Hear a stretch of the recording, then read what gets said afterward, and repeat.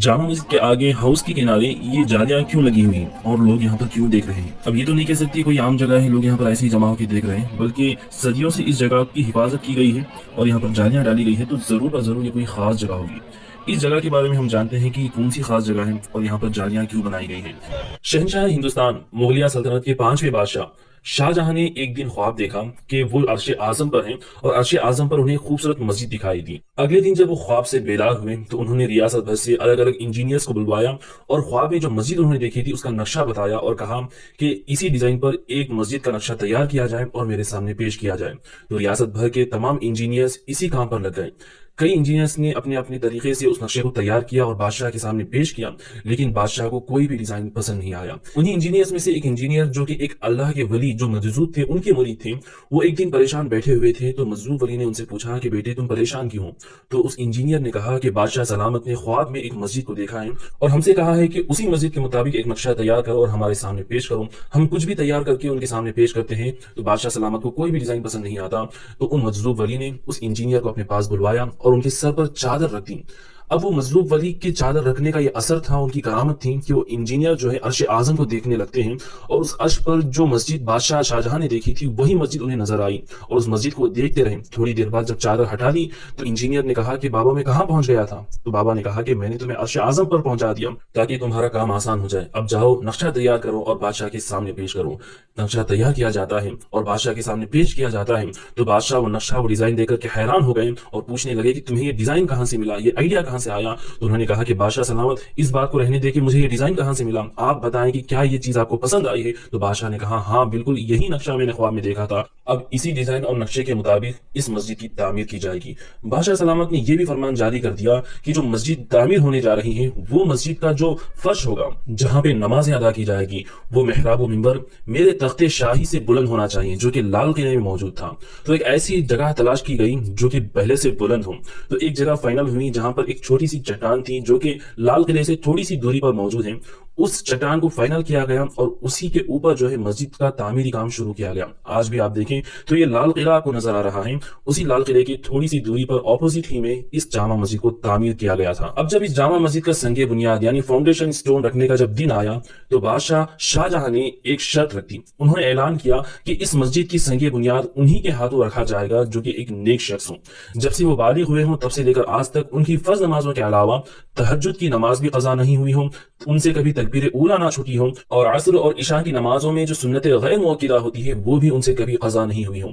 ऐसा नेक शख्स जो होगा वही इस मस्जिद की संगे बुनियाद रखेगा। अब ये शर्त सुनने के बाद उस जमाने के जितने उलमा थे उनमें से या किसी आम शख्स में से कोई भी शख्स आगे नहीं बढ़ रहा था। जब काफी देर तक इंतजार किया गया तो खुद बादशाह शाहजहां आगे बढ़े तो उलमा ने उनका हाथ पकड़ लिया और कहा कि ऐ बादशाह सलामत, जब आपने शर्त रख ही दी है तो इंतजार कर लें, कोई ऐसा नेक शख्स यहाँ पर आ जाए। तो बादशाह रोने लगी, उनकी आंखें नम हो गईं। फिर हजरत शाहजहां रहमतुल्लाह अलैह ने फरमाया कि ये मेरे और खुदा के दरमियान एक राज था जो कि आज खुलने जा रहा है, ये भी अल्लाह ही की मर्जी है। अल्हम्दुलिल्लाह जब से मैं बालिग हुआ हूं तब से लेकर आज तक मेरी फर्ज नमाजों के अलावा कोई तहज्जुद की नमाज तक कज़ा नहीं हुई है, कभी मैंने तकबीर उला नहीं छोड़ी है और ना ही असर और इशा की कोई सुन्नत गैर मुअक्किदा नमाज भी मुझसे कज़ा हुई है। अल्लाह अकबर। तो नाज़रीन ये थे हमारे पेशवा और बादशाह जिन्होंने इस्लाम पर पाबंदी के साथ अमल किया और साथ ही साथ अल्लाह ने उन्हें दुनिया का इक़्तिदार भी दिया। बहरहाल नाज़रीन 6 अक्टूबर 1650 ईस्वी बरोज जुम्मा मुताबिक 10 शव्वाल 1060 हिजरी इस्लामिक ईयर को एक पहाड़ की मजबूत चट्टान पर खुद बादशाह शाहजहां ने इस मस्जिद की संगे बुनियाद रखी। दुनिया भर से आला तरीन माहिरीन तामीरात, बेहतरीन नक्काश, संग तराश जो पत्थरों को तराशते थे, इंजीनियर्स और बेहतरीन खत्तात जो कि खताती किया करते थे, डिजाइनर्स थे और मुमताज फनकारों को बुलवाया गया और इनके अलावा 6000 मजदूरों ने इस अजीम शान जामा मस्जिद की तामीर में हिस्सा लिया और 6 साल तक इस मस्जिद की तामीर में मुसलसल लगे रहे। ये जामा मस्जिद 1656 ईस्वी मुताबिक 1066 हिजरी में तैयार हुई। उस जमाने में जबकि मेसरी को दिन का 2 पैसा और मजदूर को दिन का 1 पैसा दिया जाता था, तो इस मस्जिद की लागत में तकरीबन 10 लाख रुपया खर्च हुए थे और दीगर तामीराती सामान जो कि मटेरियल्स थे उस जमाने में बादशाह को जो है नवाबों और उमरा यानी जो करोड़पति लोग थे, जो अमीर थे, उन लोगों ने इस मस्जिद के दीगर मटेरियल जैसे मार्बल्स, पत्थर वगैरह हदिये के तौर पर, तोहफे के तौर पर पेश किए थे। तो इन तमाम चीजों का खर्च अलग करके सिर्फ मजदूरों पर तकरीबन 10 लाख का खर्च आया था। एक मरतबा का वाकया है कि जामा मस्जिद की तामीर के दौरान शाहजहां के पास एक शिकायत पहुंची। ये तामीर बहुत सुस्त रफ्तार से हो रही है, बहुत ही आहिस्ता आहिस्ता तामीरी काम हो रहा है। तो बादशाह ने तामीर के निगरान जो थे सादुल्ला खान, जो बादशाह के वजीर थे, उनको बुलवाया और वजह तलब की। तो सादुल्ला खान ने बताया कि मस्जिद के अंदरूनी हिस्से का जो फर्श है उसमें जो पत्थर लगाया जा रहा है, हर पत्थर लगाने से पहले एक कुरान शरीफ पढ़ करके उस पर दम किया जाता है, फिर वो पत्थर जो है मस्जिद के फर्श में जो है लगाया जाता है ताकि उस पर नमाजी नमाज अदा कर सके। अल्लाह अकबर। ये सुनकर बादशाह सलामत बहुत खुश हुए और इसी तरीके को जारी रखने का भी हुक्म दिया। और आप यही फर्श अभी आप देख रहे हैं जो कि मस्जिद के अंदर लगाया गया था और इसके हर पत्थर को नस्ब करने से पहले एक एक कुरान शरीफ पढ़ करके इस पर दम किया गया था। अब इस आलीशान मस्जिद की तामीर के बाद शाहजहां बादशाह की यह ख्वाहिश थी कि इस बेमिसाल जामा मस्जिद के लिए ऐसा ही बेमिसाल इमाम होना चाहिए जो आला खूबियों का मालिक हो। चुनांचे ऐसे इमाम की तलाश की गई और उस जमाने में उज़्बेकिस्तान का एक शहर, जो एक तारीखी शहर है, बुखारा, तो जो बुखारा शहर था उस जमाने में इल्म का मरकज था। दुनिया भर के तमाम उलूम व फनून हासिल करने वाले वहां पर जाया करते थे और वहां पर इल्म के माहिर लोग रहा करते थे जो कि इल्म के उस वक्त के पहाड़ माने जाते थे। अब बादशाह को ख्वाहिश हुई कि बुखारा शरीफ से ही एक इमाम को बुलवाया जाए। तो बादशाह शाहजहां ने शाह बुखारा को, यानी बुखारा के जो बादशाह थे, उन्हें खत लिखा कि जामा मस्जिद की इमामत के लिए एक सही नसब नजीब तरफ़ैन सैयद को, जो इल्म फज़ल में कमाल रखने के अलावा अपने जमाने की निहायत बरगुज़ीदा शख्सियत हो, तो ऐसे इल्म फनून के माहिर सैयद ज़ादे को यहाँ की इमामत के लिए भेजा जाए। तो बादशाह सलामत की ख्वाहिश के मुताबिक शाह बुखारा ने खुद अपने दामाद हजरत सैयद अब्दुल गफूर शाह बुखारी रहमतुल्लाह अलैह को पाया तख्त शाहजहानाबाद, यानी दिल्ली का पुराना नाम जो है शाहजहानाबाद है, तो अपने खुद दामाद सैयद अब्दुल गफूर को जो है इमामत के लिए बादशाह ने दिल्ली रवाना किया। जब हजरत सैयद अब्दुल गफूर शाह बुखारी रहमतुल्लाह अलैह दिल्ली पहुंचे तो खुद शाहजहां ने बड़ी ही शान के साथ इनका इस्तकबाल किया। तो उस वक्त तक जामा मस्जिद की तामीर मुकम्मल हो चुकी थी। तो चुनांचे 24 जुलाई 1656 ईस्वी बरोज पीर बामुताबिक शव्वाल की 1 तारीख 1066 हिजरी को बादशाह शाहजहां अपनी तमाम वजीरों और अराकीन सल्तनत के साथ और साथ ही साथ दिल्ली की तमाम रियाया के साथ